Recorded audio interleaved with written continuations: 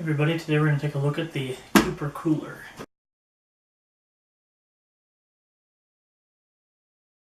If you've ever had a long day, want to come in and get yourself a nice cold beverage, but find no one put them in the fridge, they're still warm, the rapid beverage cooler should be our solution.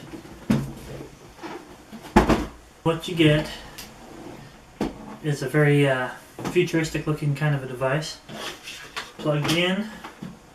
If you look, hopefully we can show you on the front, we do have a control panel with a few buttons as well as a space for placing your drink. To test this out, I also have a few room temperature drinks, and though you're going to have to take my word for it, I will be as truthful as I can. We're going to put the cola as far back as we can and to the right as per the instructions. I do have some ice. We'll put the ice in here as well. The instructions called for 2 cups of ice,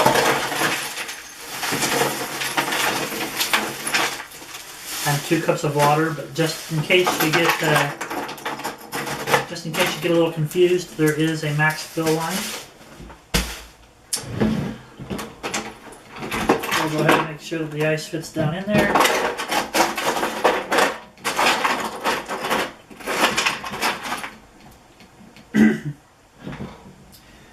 And then we'll fill it with some water to the max fill line.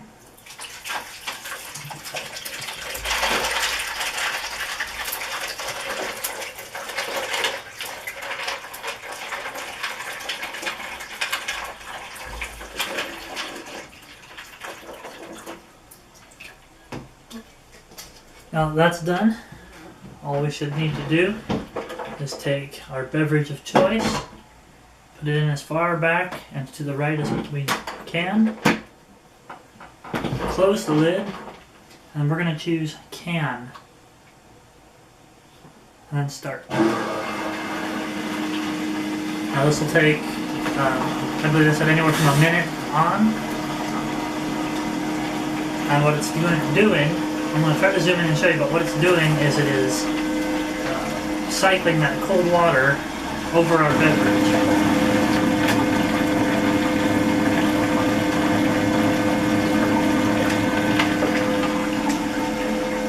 Now that was only at most about 30 seconds for this particular can. If we open it up and feel, it is indeed extremely cold. And I guess the real test would be to see if this explodes on us when we open it. Looks to me like it's still quite good. And exceptionally cold. Now, being able to chill a can of soda or of other beverage quickly is great. But where I think this will really excel is it'll also take very large or misshapen bottles. We'll just put this in here like this. You can remove the front or of the cooler so that it will hang out a little bit. And I'm actually on this one going to say extra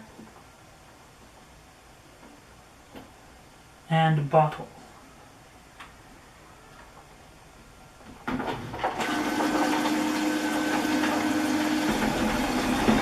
Now if you're doing a wine or something that you don't want to be spun, there is a no spin option as well. I apologize if you can't hear me, it's a little loud of a machine.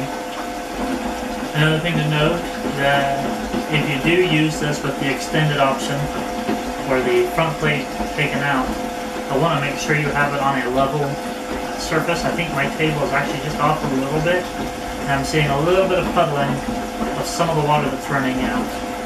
I don't think that'll be an issue if the surface is level, but you might want to still make sure you put down a paper towel or something to make sure, just in case.